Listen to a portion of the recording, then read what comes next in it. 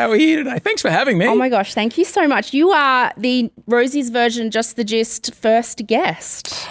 Right. You are. Well, I'm grateful to be here. I like what you've done with the place. Thank you so much. Yeah, it's two good. chairs with a screen. Now with all new logo. Yeah, it's totally. a delight. Designed by my partner and producer, James. He's a delight. He is a delight. Anyone that can spend how many months in a van with you? 12. 12 months in a van with you? Yeah. Is like you guys, like if you can do that, then you're a mate. You guys are amazing. Oh, we had not been dating long before he saw me peeing in a bottle. Yeah, it was, it's... What, just as no, this is my thing? Yeah, no, just at home. That has nothing to do with the van. Yeah, no, just at home. But, Oshie, it's so good to see you. And I had you on today because I wanted you to give us, just the gist of all things Batchy, I guess. Well, this is my first... Reality TV universe. It's like, I don't know, it's like when you graduate high school and look back again and at it from the outside. And I was like, oh.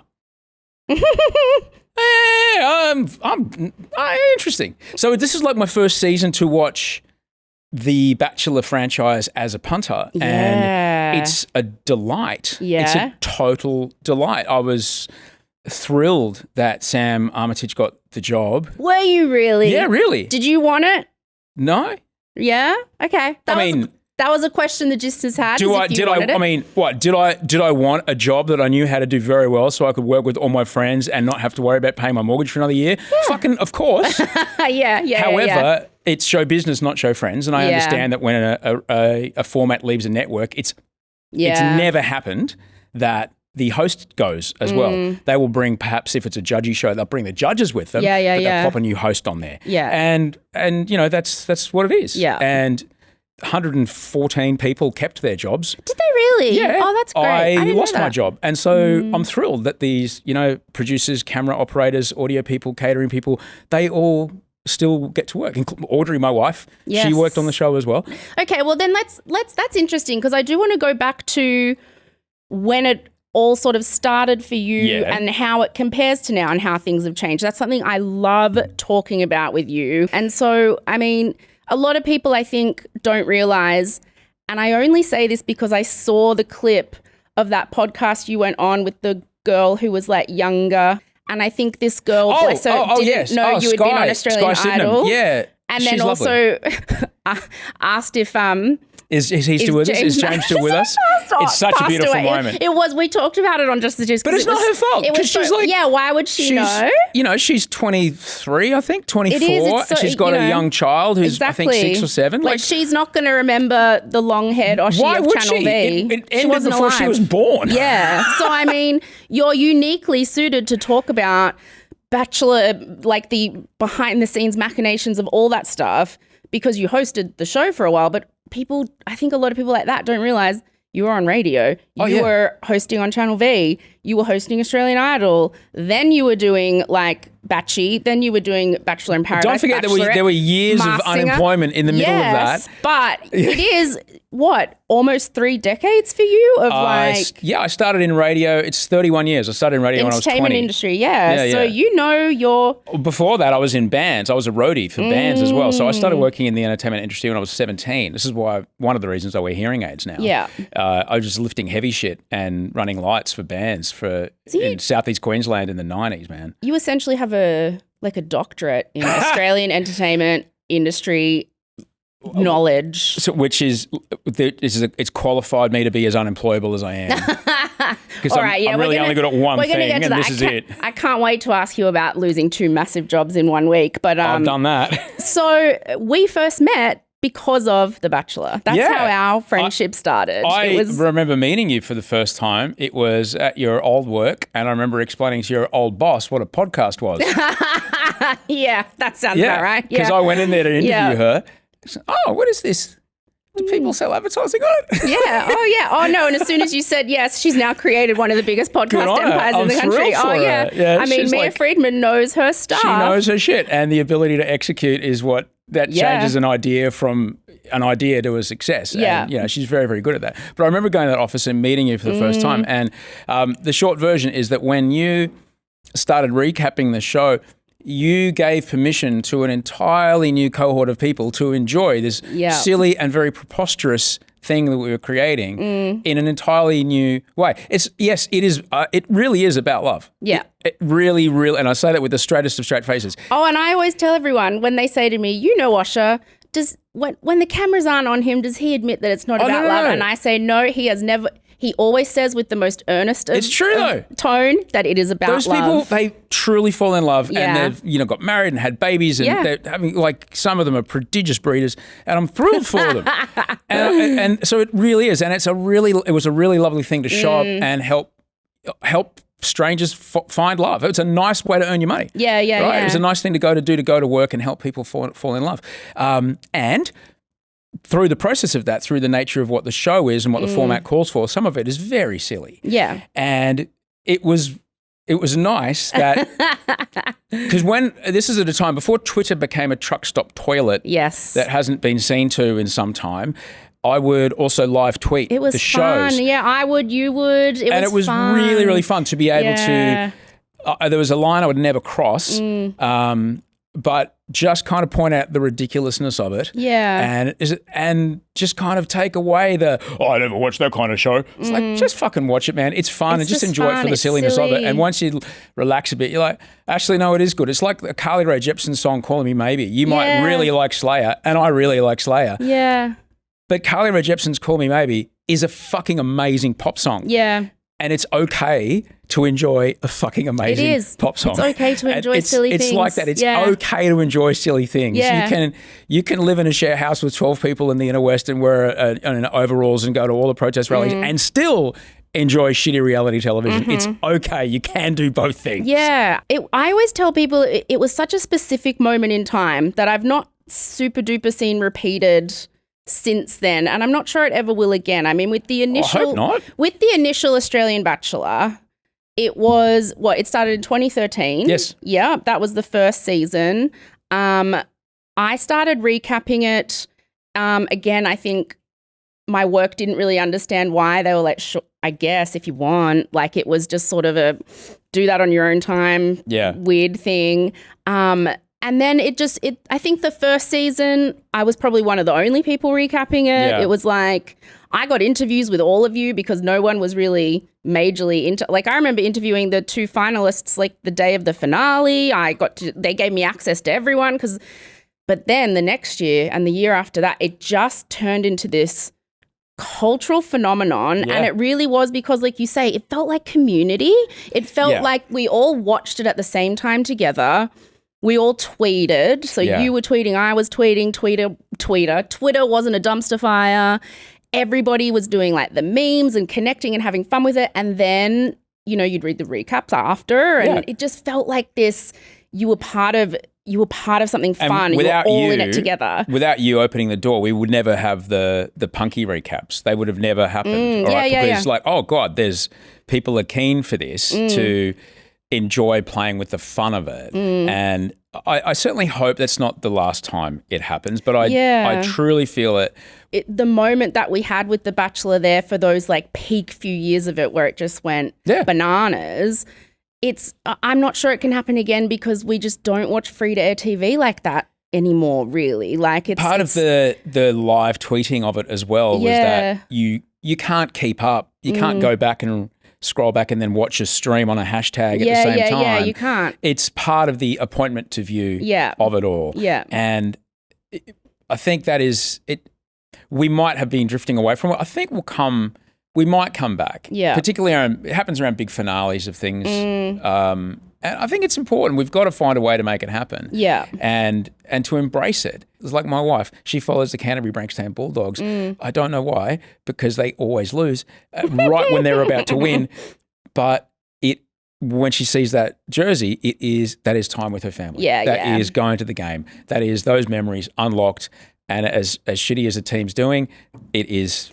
Well, that's what it is. A lot of women do say, because it is often women who are the massive target demos of shows like, The Bachelor or MAFS or like Real Housewives franchise or whatever. How is this any different to you being obsessed with a sporting team? Like us watching these kinds of shows. It's just, stuff you can connect over and follow and get obsessed with. And wow, you mentioned Real Housewives. We might have to talk about that finale that I did that one time. Oh my gosh, yeah, you did. We'll have to talk mate, okay, yeah. There's so much. Okay, but I want to first start with like how The Bachelor, how you even came to be on that show. Oh, right. Back then. So how did you audition? Where have you been? I did audition. I was living in America. I moved to America in 2005. Yeah. I lived there for 10 years. One of the shows we didn't mention is that I'm the first Australian at this stage only, and probably only ever Australian, to have hosted live network primetime TV in America on CBS. Really? Really? I did it. Yes. What was it? It was a show called Live to Dance. It was Paula's first show after American Idol,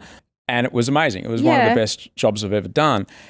But the market being what it was, I remember I thought, this is it. I'm a live network primetime host in America. People are going to be kicking down my door to hire me. And it didn't happen. And I would find out it was down to me and the other person, and the other person was getting it, not because they had like the skill set of hosting a live television show. Yeah, that's a skill, it's quite a skill, but also making the right amount of time for a person who's just been dumped off a singing or reality show to have that emotional moment, which is what people want. And you've often got to walk them from that place to that place, and you've got to get the sound right, and someone's talking to you. And my director's assistant be in my ear going, 12 seconds! And I'll be like, okay, I know, you've done really, really well. Well, all the best with it. We'll see you tomorrow night. Good night, Australia. Oh, bang! The way you go into that voice. Ooh, but it's in the memories. You see, this is why I thought I'm going to get jobs out the window. And I started losing jobs to like an Olympic gymnast who can't host live television, but they were very famous. They were on the Wheaties box. And then I lost a job to John Cena, a wrestler. So I was over there and I thought, okay, so I'm not going to get hosting jobs. Yeah, was it your accent?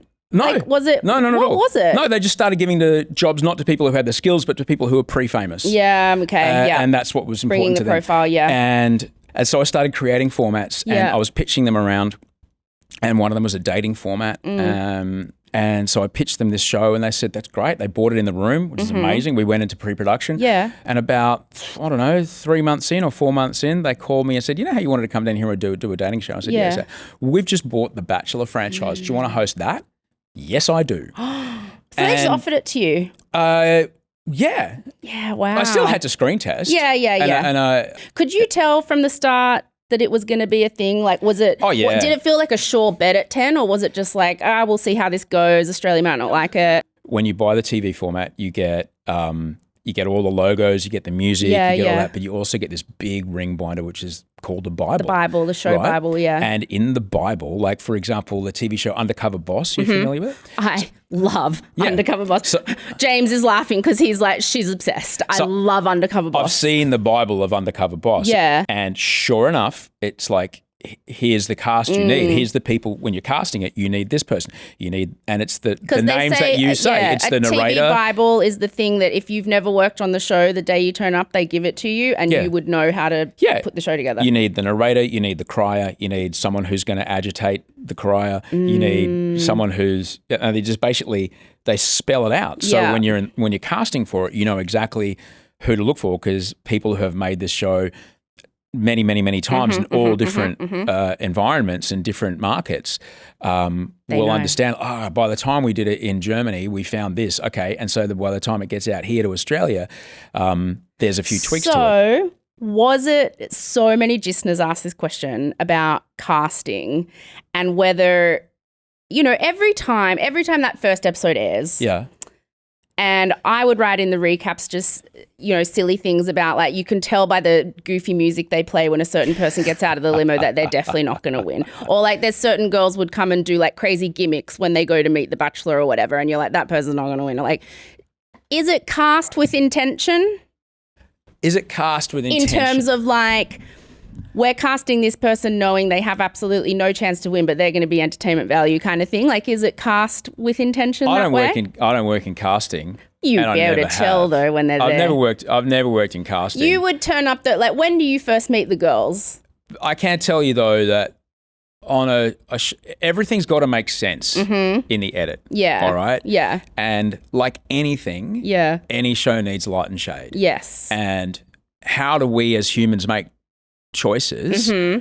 The best way that we make choices as humans is by contrasting. Yes. Okay? Yeah. So if you have, and it's kind of weird now because judging by the immense outpouring of injectable clinics around the country, so many people's faces are quite homogenous. It's pretty weird. You could put two people standing next to each other, you're like, 55, 25. They're both hot? Yeah. I don't know. They have the same hair from the same your franchise. They have the same face from the same, pointy, pokey clinic. They have the same lips. They wear the same clothes. Like, I don't know. So it's important that we have contrast. Yeah. So if you want, but it's also important, as with any plot, how do I put this?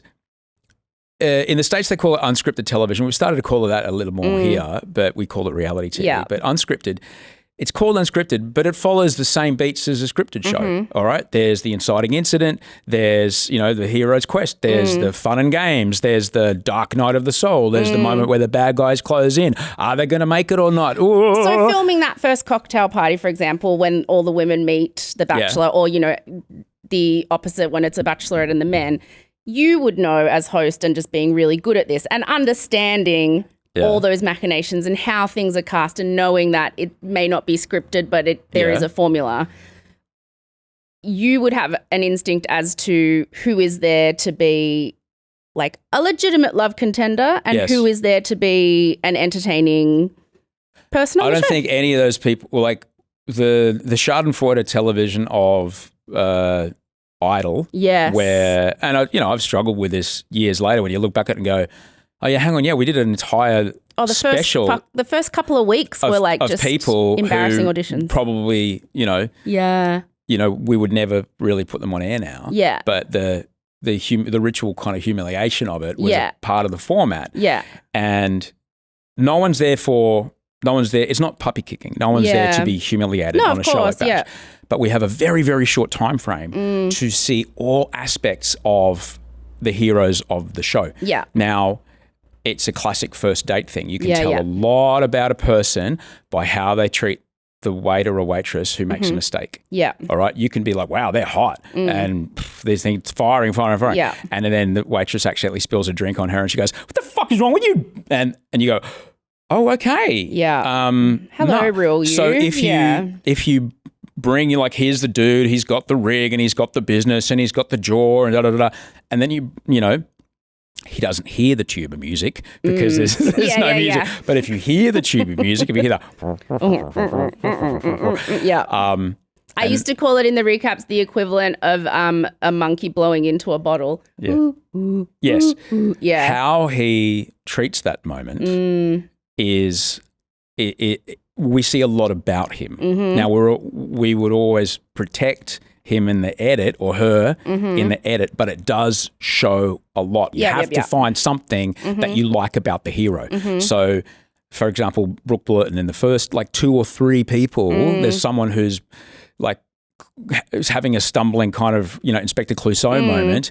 And then she shows them the most kind, loving, compassionate, response. Yeah. You go, oh, man. Yeah. So, and this is similar, with Agnew and stuff like that. But there's also red herrings, okay? For example, there's that classic moment between Agnew and Abby Chatfield. Yes, right? I'm aware of the red herringness of this. So I was in the truck watching it. Yeah. And he says, I'm an astrophysicist. And she's like, and the ad I'm a Gemini. Yeah, the ad we saw was I'm a Gemini. Yeah. But the way that it was edited and the music put behind it led the people to believe that she was not aware of what an astrophysicist is. I'm here to tell you, and as we've all know clearly by now, she's fast as fuck and hilarious and just went, well, I'm a Gemini. Like, she knew exactly what he is. The woman's got a university degree in financial analysis. Like, she's very, very clever. Yeah. And so she was like, okay, I can go for this. Yeah. Like, she was actually kind of negging him in a way, which was like mad. But the way that it was edited and the music under it made everybody needs to go somewhere. Are you saying, so when you say, you know, it often like that cocktail party or whatever, it's kind of like a first date, and you can sort of see like Brooke Blurton was really lovely and that showed her true colours. I'm really proud of that season. And then, that was a really good season. That was a great season. And then, you know, but there's someone who might be a real asshole. Are they then, do they sort of get a bit of punishment in the edit if they're a dick? Like, are there contestants that you, the crew, the producers, they're awful and it's like, well, you're getting the tuba music then? No, I don't believe that Never ever happened. Like that? No, I don't believe that ever happened because it's still a workplace. Yes. And we still have a duty of care to people. Yeah. And we've learned a lot about having you not being your best self. Yes. You know, which isn't representative of all of you, but having a reaction in a moment that isn't a representation of your best self. You genuinely have feelings for this guy or girl and like emotions are heightened. It's all you're thinking about. And then maybe you might, like you said, sort of react in a situation that you wouldn't otherwise because it is all like were there sometimes like, did you have favorites and you were hoping they'd, you know? Oh yeah, but who's my favorite and who's the hero's favorite are two very different things. Would you know early on who was going to win? Could you sometimes tell? Well, nobody wins because there's no prize. Oh, okay. Who ends up in a loving relationship with their soulmate? You're so cynical about this, Rosie. But you know what I mean? Like, because I remember Tim from the very, very first season saying, like, from very early on, it was Anna for him. Like, he kind of knew, like, I've heard him say in interviews, you know, not necessarily that he wasn't interested in any of the other women, but he was really into, like, has there ever been times when you guys have all been able to tell, like, oh, it's this person hands down? Like, I mean, come on, or I don't know. I mean, I'm not inside their heads. You know, do you get close to the Bachelors or the Bachelorettes? Only the hero. Yeah. I would stay away from contestants. Yeah. There was like one or two times on the first season when we were traveling. Okay, so it was far and away the question most listeners sent through when we asked. Hang on a second. I have to wear hearing aids. You're not saying the word listeners, are you? Gistners, because it's just the gist. And so there are gistners. You've given your crew, your fans. They gave it to themselves. And they gistened to episodes. How's that branding? You're not fucking gistening to me. Someone sponsor us, please. It works, doesn't it? So the question they sent through the most was sort of in relation to what you were just saying, which is, you know, you were saying there's a duty of care. It's a workplace. Yes. So you're never going to just on purpose completely psychologically mess with someone. And that was a question they all wanted to know. Yeah. Is it like Unreal, that TV show Unreal that came out that was about, you know, a fictional version of what it's like the producers are like on The Bachelor?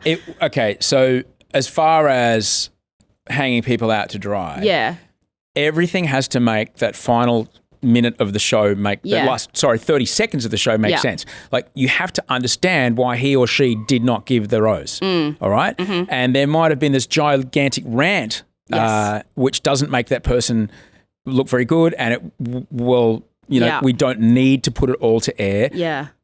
But here's just enough to help you understand why our hero or heroine went, nah. Yeah. Okay, so it's only the smallest amount to make it make sense. Yeah. And so that's the only amount we use. So as far as Unreal goes, I would say, have you ever seen a bar fight? People think fights are like what happens in a John Wick movie. Yeah. Or The Matrix. No. People think fights are what they see in the octagon and the UFC.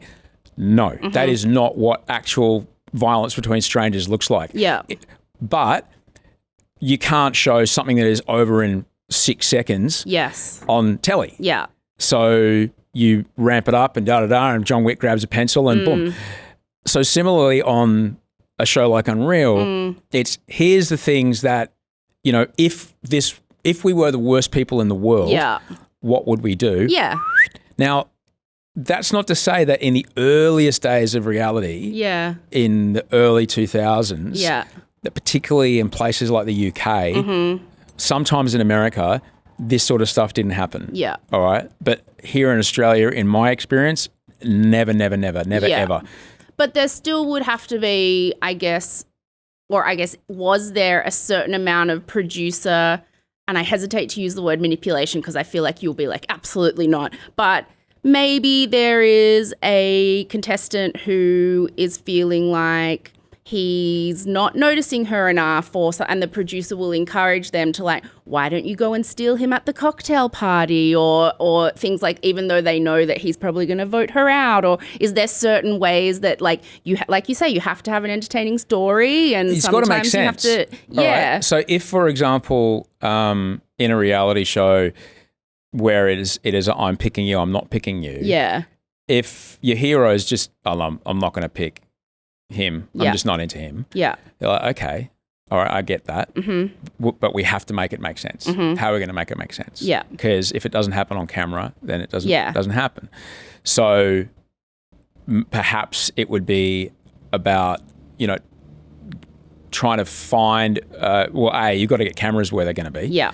Okay. Because these places we shoot or were shooting, or even the one that Golden is at, is a very challenging place. It's on many levels, and it's hard to get cameras upstairs and downstairs. And so you kind of have to orchestrate where this is going to happen. Yeah. I did feel like it was kind of mean putting the Golden Bachelor there, considering a lot of them have probably had like joint replacements, and they go like 5 flights of stairs. I've had a hip replacement. I'm 39. That house medicals. would be my worst nightmare. They do medicals. They pass medicals. So if only would be for that case. Yes, it would only be, and then like again, it's got to make sense. Like you've got to have a conversation happen if you know that person's going or something. So and so it does have to make sense. And so perhaps you would say, as a producer, like say we were making a reality show together and we're in the truck and we're like, oh man, she's not going to pick Gavin over there. Oh shit, what are we going to do? Okay, and then you talk to your story producer and say, can you get Gavin into the, I don't know, the cabana? And, we're going to send, Genevieve over there. Yeah.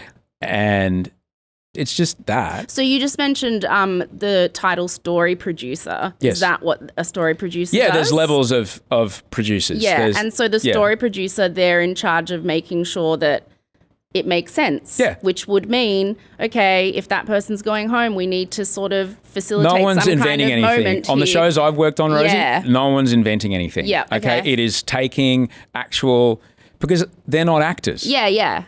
And so it's sort of noticing what's going on with it all, and then finding organic ways for it to happen. What are some reasons that we have noticed, and they've got very detailed notes of what's happened in their interactions. They go, okay, so, she didn't want to hit a bucket of balls at the golf driving range, and she didn't, want to play unicycle polo. Yeah.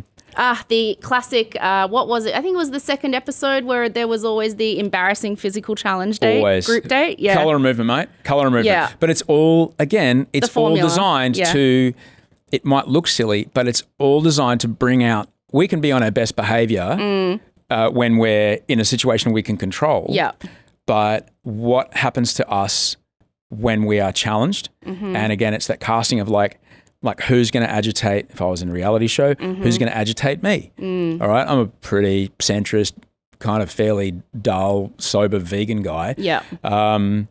If you put some like super right-wing person, in the next bunk to me, I'm going to have reactions that I would otherwise not really have. But you get to see what happens to me when I get agitated. Yeah. And that's important because we have such a small amount of time. So that's part of it then, isn't it? Like that's something that people always, you hear it talked about and you assume it's about not pushing them to breaking point, but certainly having them in a place where, is it true that like the contestants don't get their phones or like the internet? Are they sort of like... there is, I don't know how it rolls on, now, but you're trying to...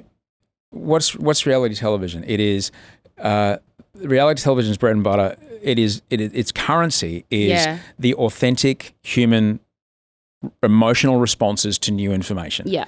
And you have to protect those moments at all costs, because you ask them to do it twice, now they're acting, and the audience immediately knows it's fake. Yeah. And then we go, oh, hang on, no, that's bullshit. And we can tell. We can tell. We might not know it, by looking at it, but we can tell. They're not into it, right? Yeah. And so not having a phone on you, well, you're not just kind of distracted by the news or whatever, but people, they call home. There's a duty of care. I mean, sure. People are able to talk to people. You hear like contestants saying though, not so much like that they just completely isolate you, like Queen Sully had you down in the dungeon the whole time in my fantasies, but that it's, you don't get to sort of watch access to the internet or access to your phone all the time, like not including, calling home or whatever, because, a lot of contestants have said you get so focused on him, the Bachelor, because it's all you have to think about. Which is all part of it. And it's kind of pushing you to have those emotions on camera. And this is a part of there's nothing else to think about. The very rapid,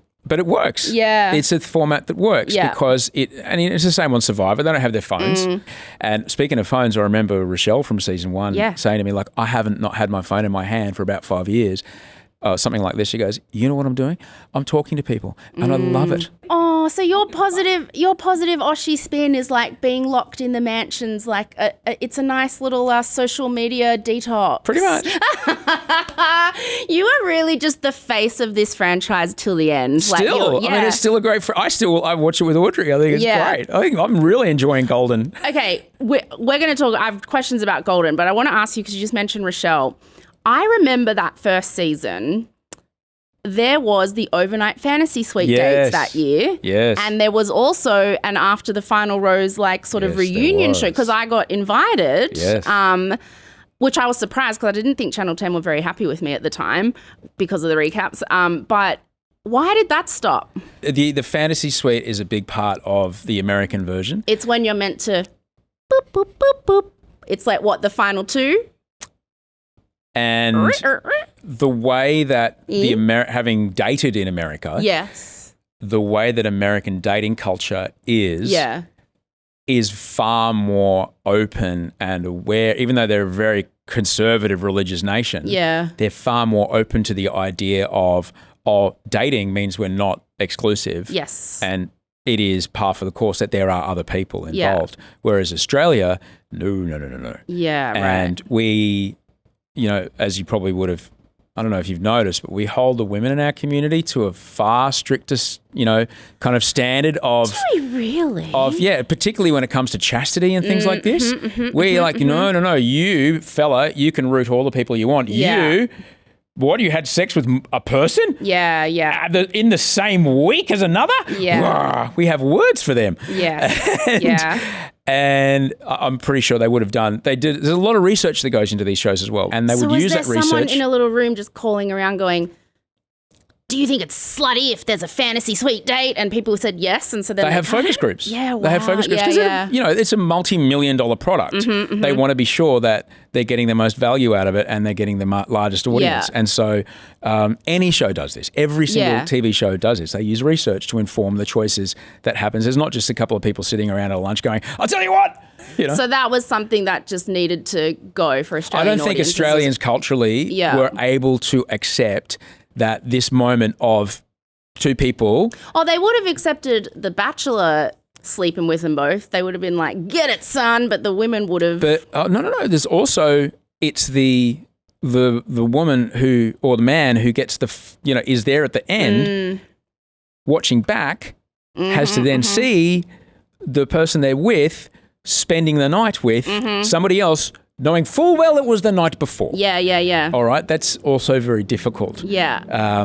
So we do have to, and I really feel for in the final, few episodes of particularly a Bachelor format, how difficult it is for, especially when you get those hometown dates. Well, how do you feel about it, mate? When they're grilling them, and he goes, "Well, because they have to have respect for the other people involved." It's really hard. In those final few episodes, like you said, you couldn't really tell often early on, but in those final few episodes, has the hero chosen someone already? Sometimes not at all. Really? Yes. But if I mean, Nick Cummins aside, sometimes not at all. Sometimes it really is the last day.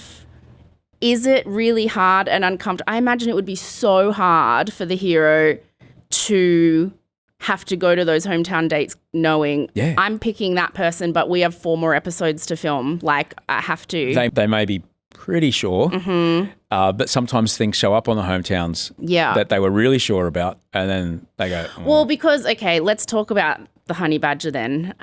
Famously picked no one. And at the time, I remember Brooke Blurton, who was on that season and was just divine. Yeah. It's the reason she went on to be the Bachelorette. There was this shock episode, and I remember even recapping, I was shocked and confused by it. She pulls him aside and they have this chat, and she decides to go. She decided to leave, and I heard later that was because he kind of knew he wasn't going to pick anyone. Oh, really? And he really liked and respected her a lot. Wow. And sort of gave her the heads up so that she could leave without he knew it was going to be like humiliating. Oh, wow. Okay. That's great. He'll never confirm. I didn't know. I don't. This is what I heard. This is what I hear. Well, but then I heard that I was mad that Sam Armitage got the job. I wasn't. And I also heard that there was icy between us at some event. Like, I've never met her. So really? Yeah. But sources say is very, you know. Yeah. Sources close to the set, or people in the know. Yeah. Happened. And if every interview I've given about it has always been how thrilled I am for her. Yeah. So I don't know, man. Yeah. I don't know who's to believe what. Was it a shock when he picked no one? Did you guys know Honey Badger was going to pick no one? Or when did you know? When did I knew very, very late. I remember watching if anybody did know, they kept it to themselves. Yeah. But I remember watching, I can't remember who was second, but I remember him doing it going, oh shit, he's not going to choose anybody. When you say very late, you mean you didn't even know until he was filming the scene? Yeah. I remember watching the monitor. You didn't even know? No. I thought you for sure would have known, or the producers would have known. No. Because the Gisners have so many questions about, like, obviously the producers would have known he was going to pick no one. How did you prepare for that? What did you do? How did you... Well, the thing is, like, by the time you're doing the finale on these shows, right, no matter what happens, you've got an ending. Uh-huh. We're going to have a satisfying ending. He's either going to pick this person and, you know, we've got this much stuff in the cut to show why, and... You know, with the reaction to that, we're always going to pick that person. Yeah. We've got this much cut, the stuff in the cut to go, whoa, you know, why? Yeah. Or he or she picks nobody, and then we've got an ending. That's huge news too, yeah. If you watch that show again, there's the moment, between them afterwards. the beautiful moment that ended that show where they was realized, these two women, neither of us got picked, having the conversation together, and that was the moment of, because you've got as when you're making any show, you've got to give people an ending no matter what it is. And it was a great ending, I thought. It was an amazing ending, but it wasn't a great ending because you saw Nick walking down the beach by himself in the classic walk down the beach by yourself in the blue suit. Beautiful. Mean, the bottom half of the blue suit, the muscles out on top. The moment that made that finale was these two women having the solidarity in the hotel room. What? Wow. And it was just glorious. The thing about what I'll say, the other thing I was going to say about that is I'll always be grateful for Nick for saying yes to coming to do the show. It gave us an amazing season. Yeah. It was definitely, though, a proof that it is a very, very, very hard job to be that person. Do you think he did it a better way than just picking someone because he felt pressured to because he was on the show? Like, he knew. Absolutely. I'm very proud that he did. You think about Blake Garvey, for example, who that was another iconic moment where he chose Sam Frost. I don't know anything about him, but that moment was. And then he leaves, dumps her, and runs off with the girl who came third. I think. I don't know what happened there. I don't know what happened there. All I remember is that. That's when I knew we were really, really onto something because the next Logies Hamish and Andy are doing a sketch on stage when they're presenting an award, and they got Blake in. And Hamish is doing the whole reaching for the rose thing on Channel 9. Yeah. He's doing the whole Bachelor moment. Yeah. And they let him do it. I was like, oh, wow. Like, that was because you're in it, man. Yeah. And then I'll never forget that they did when they broke up, they did a breakup photo shoot. No, I remember it was on the cover of Woman's Day. Magnificent. Yeah. Him and what was her name again? Do you guys... Louise. It was them on the cover of Woman's Day, like looking really sad, and it was in different directions. We're breaking up. Well, good on it, man. Hey, man, get $1 if you can get $1. Yeah, big time. But get in. That's so funny you mentioning the Logies because... But having said that, though, like, without that moment, we wouldn't have had the first season of Bachelorette. Yeah. It was perfect. Yeah, because Sam Cross was perfect. That was... And you mentioned After the Rose... I love doing that show, and what happened? I don't know, man. Like, I loved that. These shows, they cost a lot of money. Like, Australian television costs a lot of money because we pay people properly here. Yeah. And the margins are very, very, very thin. And to make an entire TV set just for one episode is very expensive. Yeah. And we did it with that. We did After Paradise. We did a version of Bachelor in Paradise. Did it for Bachelor in Paradise, which was great. Yeah. Because a lot of people got closure about a lot of things. Yeah. But unfortunately, I don't think they could ever really make it. Like I said, it's show business, not show friends. Economically, they couldn't make it work, unfortunately. And then I guess, social media kicked in a way that even when The Bachelor first started in 2013, it wasn't as big as what it was towards the end, where so much of what you want from those after the final rose shows are hearing like some of your favorites or maybe some people who you felt were villains. You want to hear what do you think of who he ended up with, but they all just go on Instagram now and do a live video. So you don't really need the set, do you? I mean, if you're thinking about where the studio's going to put money. But for me, it's look, I unfortunately the economics of it wouldn't work here. Yeah. I mean, I know just because it's a great idea doesn't mean it can happen. Yeah.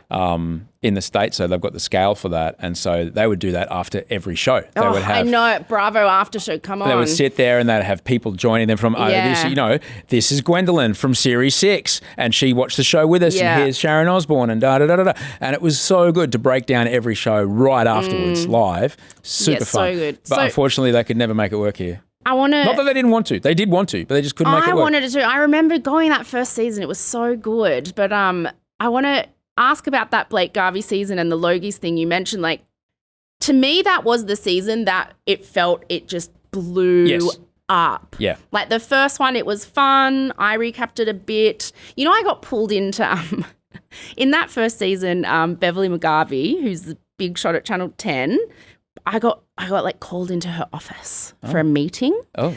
And I sort of didn't, I was like, ooh, fancy, okay. Maybe they want me to work on the show. Like, I was so excited. And she was lovely. And she asked me some questions about the recaps and stuff. And I was just telling her. And a Channel 10 publicist told me later that there were concerns someone was feeding me inside information. Oh, wow. And she was trying to see if I was... And to me, when I heard that, I was like, but the nature of the show and the reason it's so entertaining is what we've been saying. It's it's formulaic, and that's where the jokes came from. I had no idea that happened. Yeah. But this is the Occam's razor of it all, isn't it? And it's just like, what's the most obvious thing that you? I was like, I wish people were telling me things.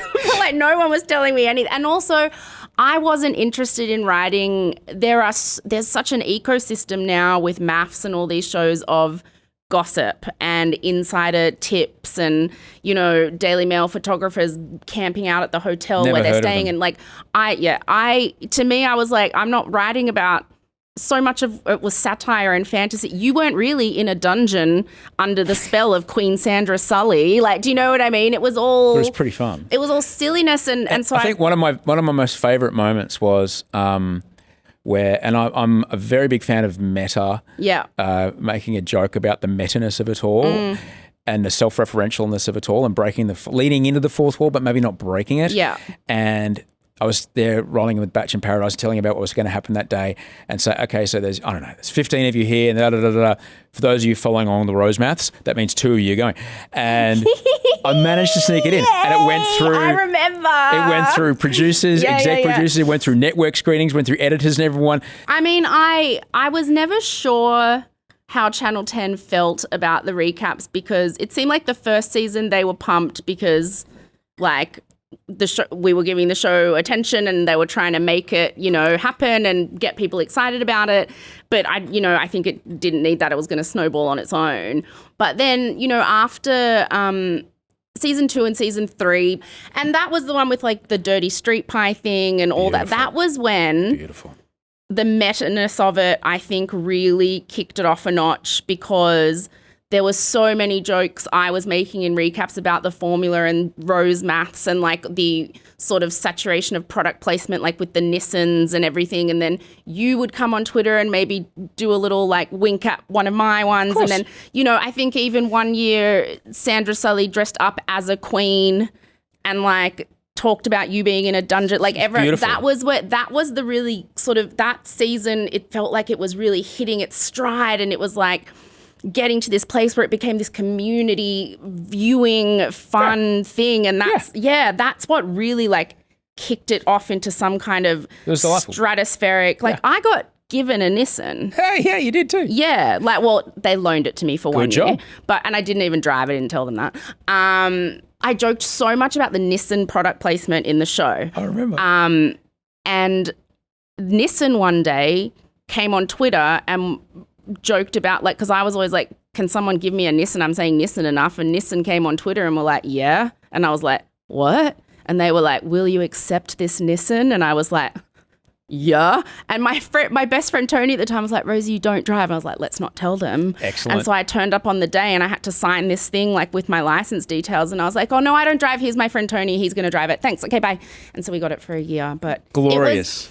It was getting crazy at that point. Yeah. Like it was the biggest show in the country. Like the finale, like when it aired, the finale was over 1 million easily. I can't remember the numbers. It was getting huge. I mean, I can't imagine what that would have been like for you at that time, really. It was just, it wasn't anything like when I did Idol or anything like that. I was just there to work, mate. Yeah. I was just there to work. Just get it done. I was sober by then. Yeah. And had spent a fair amount, a couple of years, kind of out in the woods. Yeah.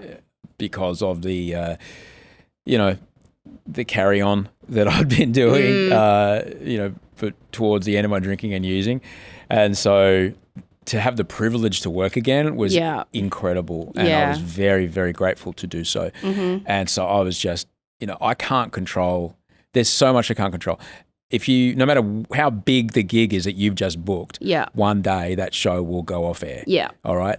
And so the day you get it, you're going to have to start planning on what you're going to do when that show goes off air. So with Batch, I was just so grateful to be doing the work, and all I wanted to do was just show up and be as professional as I could. Yeah. And like all I can control is, do I know my shit? Am I standing in the right spot? Am I doing the job I'm needing to do, which is to get those emotional responses out of these people in this moment? Mm-hmm. That's it. Yeah. I'm not in marketing. I'm not in sales. I'm not in programming. I don't edit it. I can only do my bit. That's all I can do. It's funny that you mentioned sort of you're just there to do your job and you're not across like the marketing or whatever. And I remember not understanding why Channel 10 seemed to, once it got really big and the recaps I was writing, the Rosie recaps got just ginormously huge in this weird way. Millions and millions of people reading them all the time, and it just blew up in a very unexpected way. And Channel 10 got very funny about giving me access to episodes and stuff after that, which you would have, you're not across any of that stuff. And I remember being like, I don't understand, like, because I just wrote the funny stuff. I didn't get it, but I didn't really understand, like, why don't they want me to have access? It works for everyone. I write this funny stuff. It makes people want to watch it. I would.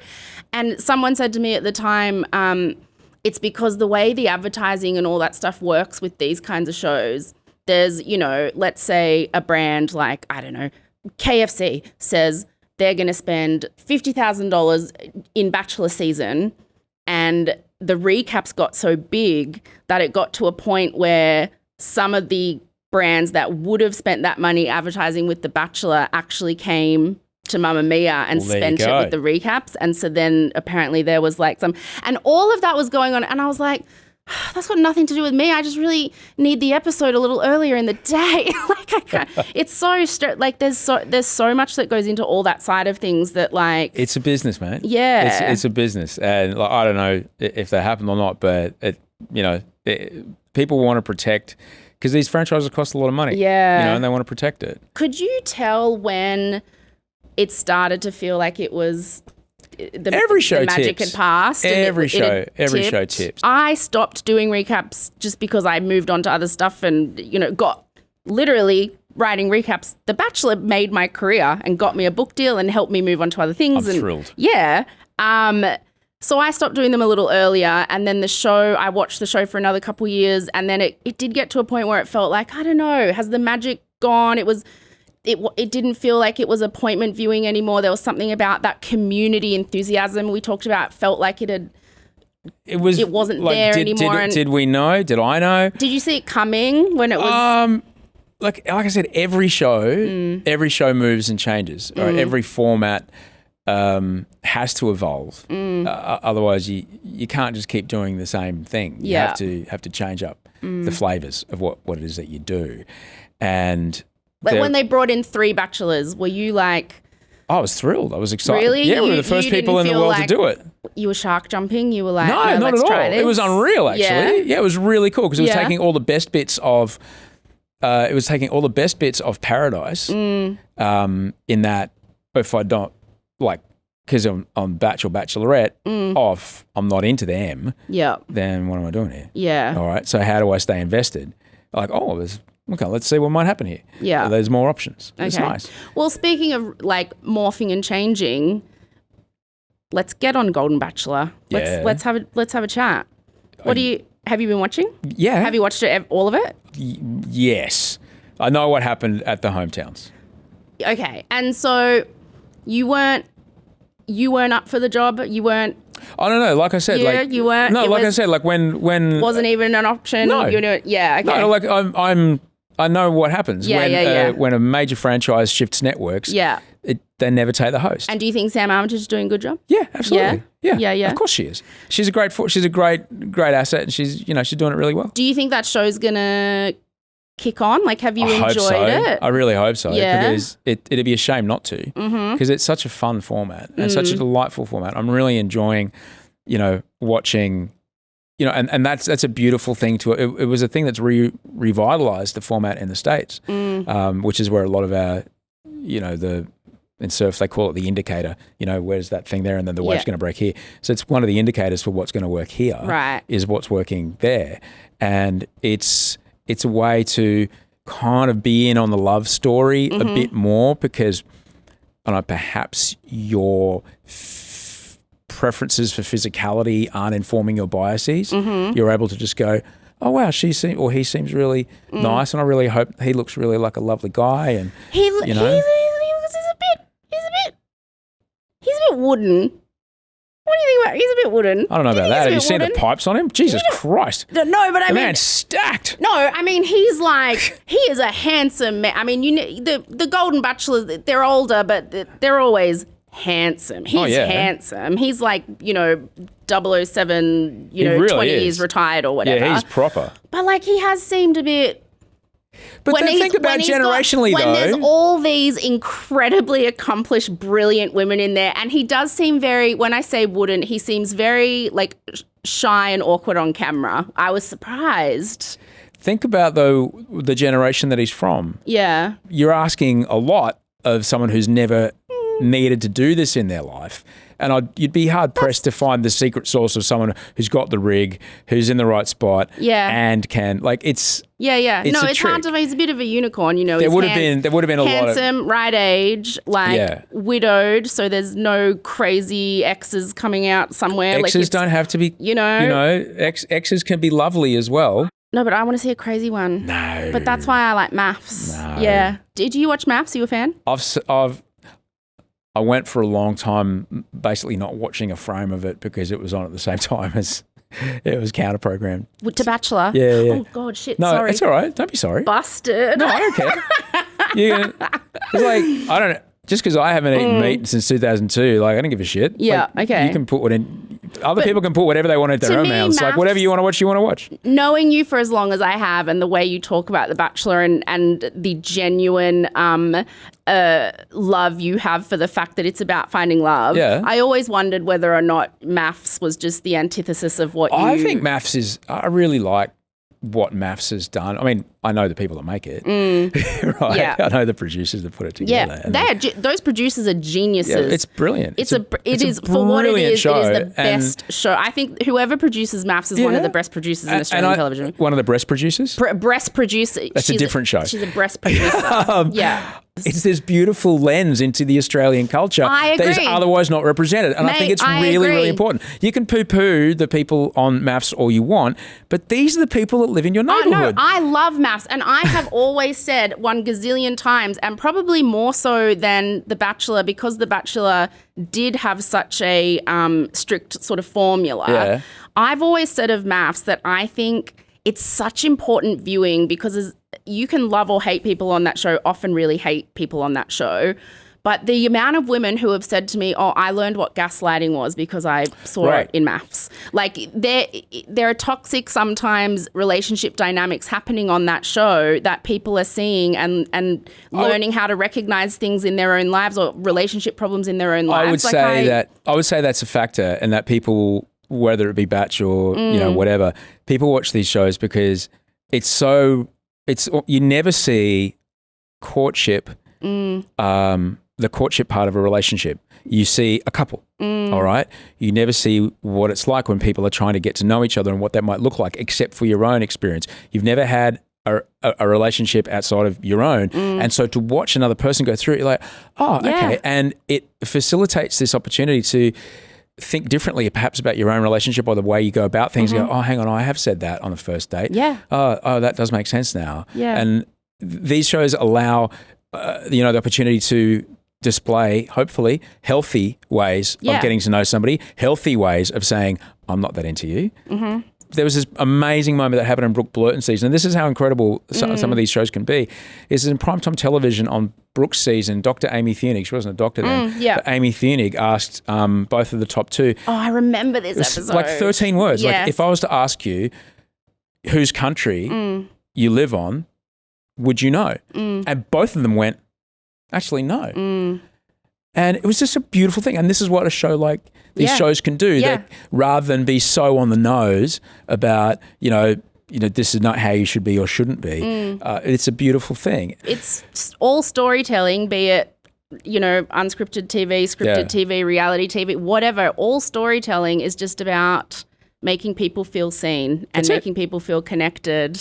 And I think I know the answer to this question now. I was going to ask you if you think reality TV, particularly these kind of reality romance relationship shows, are they a net positive or a net negative at the end of the day? I think they're a net positive for sure. Yeah. For sure. I think so too. And there's something really beautiful as well. And I think you and I have connected. When I sent you through just some notes about what we're going to talk about today, and I said, you and I, whenever we see each other, we always talk about two things. We talk about mental health and usually what medication update we've had, or we talk about the Australian entertainment industry, because we both are obsessed with it. We both respect it. We both love it. And I think there's something really beautiful and brilliant about the way Australia specifically represents itself on television and the stuff that we're still churning out, even when it's a very tricky industry here financially. Like, I think it's important that we keep making our own versions of these shows. We have to have our stories on television. Yes, that's why I'm so glad the Golden Bachelor happened, even though I was a little devo, you weren't the host, but I think Sam Armitage has been great. I was glad that it happened because we need to have our own versions of these shows. We have this ability, we have to be able to keep telling our own stories. Now, whether it's going to stay looking this way or is it going to look that way, I think these formats will continue. Yeah. All right? They will have to adapt to look that way. Yeah. But I think these formats will continue because it's of so much value to us as a community to see each other and to feel seen. Yeah. And I think it's really important. I'm seeing a few snippets go by. How do you think Gretel's going to go on Traitors? This is I was just about to ask you that exact thing. I was like, okay, let's do some quick fire round questions at the end here. I think Gretel was the perfect choice. Yeah, she's going to be great. I just could not think of anyone more suited to that role. My only other thoughts were maybe Reece Nicholson, but he's cast. He's on the Australian Celebrity Traders. Yeah. I thought Em Rusciano would have been amazing as well hosting Celebrity Traders, but Gretel, mwah, mwah, mwah. What do you think? It's the authority. Yes. It needs to be someone with... She's funny, but she's sardonic, but in a kind way. I've spent some time with her. Yeah. If she will take you to pieces. Oh, no. I've spent time with her too. I love her. I'm a little in a lovely way. I'm scared of her, but I love her, and she's also which means she's perfect. But she's got those hundreds of hours of flight miles of that live thing, which is, I think, why when we did Bachelor, when they got me for Bachelor, because I'd come from a live background where you don't get a second chance. Well, you did nail, Oshie, very famously, you nailed in a way that felt genuine but also completely ridiculous and perfect for the formula. You did not receive a rose. Totally. That almost whisper, take a moment now. But I was always very sad. Do it, please. I was always very sad. Can you do it now? Take a moment. No, I'm like Daryl Braithwaite when he does corporate gigs. You have to pay him extra to do horses. All right, okay, next quick fire round question. Who do you think is going to win Golden Bachelor? Oh, I was sad. It's down to Sunny. I was sad that Kim went. Yeah, me too. I thought she was it's not just because I'm from Brisbane, but I thought she was. I thought she was the shoe-in. But for me, I just, I'd want to see Sunny find happiness because she's just a delight. Isn't she? Sunny is.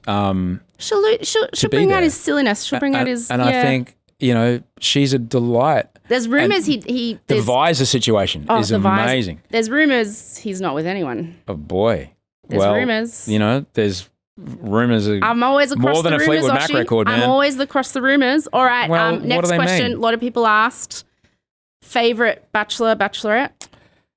Oh, with love and respect to Matthew Johnson, it's got to be Sam Wood because he was the first person to stand there at a finale and say, I've realised the reason I've been single this whole time is it's me. And I understand that I've had to change to allow someone like you. And I was like, boom. It was so wonderful. Yeah, okay. I wasn't sure. I didn't even think you would say Sam Wood. Because he did that first. Sam. Least favourite, would you ever say? I don't have or even a least favourite contestant, which surely there can be I don't have a least favourite. Who was a no, dick. I can't. And I wouldn't. No, because as I said, it's such an uncommon, totally weird, wild environment it's not even close to what actual life is. Yeah. And if you have an out-of-body kind of experience and you say or do something, you have a classic brain snap, that is not the definition of you because, you're not being in a... I am not a person who hasn't touched a phone in 4 weeks and has been living in a bunk bed and, is getting, I'm clearly not, just the having a lovely here. social media detox. And if you have, I'm certainly I'm medicated, but don't get me wrong, I still have my moments where the parts of me that I try to work to not work out burst out. Yeah. No. I know full well that mentally, if I ever ended up on any of those shows, I'd be the villain because I'd go nuts. I wouldn't be able to. I'll tell you about my Dancing with the Stars adventures one day. Oh, I saw the moment you got cranky at the judge. I saw the moment you got cranky at the judge. I'll tell you that another time. Yeah, all right. Yeah, there's so much more to talk about. You and I could talk about this stuff forever, but it's so fascinating. And if the one thing I could say is like whenever you're watching reality television, and I've said this a few times, think of it like you're watching a movie or a procedural TV show. Nothing is said, nothing is shown unless it has to be there because time is so tight. Yeah. You've got 6 cameras rolling for 8 straight hours. That's so much footage. And yet in a 1 hour episode, you've got 42 minutes or 44 minutes. So every frame has to be absolutely making that last moment count. Yeah. So if, for example, someone says something and it cuts away to show someone who has hitherto not been involved, mark my words, by the end of that episode, you'll understand why they made that cut. And for me, like, it makes me a punish to watch shows with because I call stuff out all the time. And I was like, oh, well, just shut the fuck up. I do. I'm such a punish. Oshie, what's just the gist of what you're up to now? What do you want people to know? Where are you at? What are you doing? I've got a book that just came out. I was actually going to give you one. Hang on. Oh, yay. The one with Struthless. Yeah. I love Cam. Yeah. Big Just the Gist fan, actually. So this is the new book. The new book's called So What Now What? And I wrote it because it's the book I wished I had when I wasn't doing very well. So that's out and the podcast is out. And just come and... Story Club's on YouTube now. Story Club's on YouTube. Story Club's on YouTube, which is really, really fun. You did a great job I did, on Story Club. I had fun doing Story Club. I talked about my butt, of course. Yeah. Can I put that story on YouTube? Of course. Okay, great. Oh, yeah, of course. Please. I talk about my butt publicly all the time. So, there you go. Enjoy a graphic. People might want us to... I'll do it let's do it like a Bachelor SponCon. Okay, ready? Yeah, like... Oh, I'm really enjoying this workout today. Oh, yeah? Why? What's making it enjoyable? Oh, this great book I'm reading. It's called So What Now What? It's a really handy guide. It's like 52 pages of mental health memes. It's really fascinating. Here, you want to read it? I would really like to read it while I'm waiting for my next date with the Bachelor. Because there's only so many ads you can put into stuff, and so you've got to pay the bills, man. I love it. Oh, thank you so much. All right, well, thank you for coming on, and I can't wait to just talk more about TV with you. And let's. We'll see what happens. We'll see what happens, my friend. Mwah. Mwah. Thank you for listening to Just the Gist, a Just the Network production. Executive produced and hosted by me, Rosie Waterland. Produced and edited by James Joseph with additional production support from JTG team Kate Lieber and Hayley Staveley and Acast legends Guy Scott Wilson and Simon McDermott. Looking for breaking news? It drops on the Just the Gist Patreon every Tuesday, along with a whole lot of other bonus audio, video, and behind-the-scenes content, which you can access for just $1, $1 a week by clicking the link in the show notes or searching Just the Gist Podcast on Patreon. Follow Just the Gist on Instagram and TikTok at Just the Gist Podcast and watch the video version of every episode on our YouTube channel, also at, funnily enough, Just the Gist Podcast. Follow Rosie, that's me, in all of the places at Rosie Waterland. Want to give us a suggestion? Tell Rosie to stop singing so much? Email us at hello@justthegist.com.au. Thank you, as always, for listening. Now go say something impressive at a dinner party. Bye.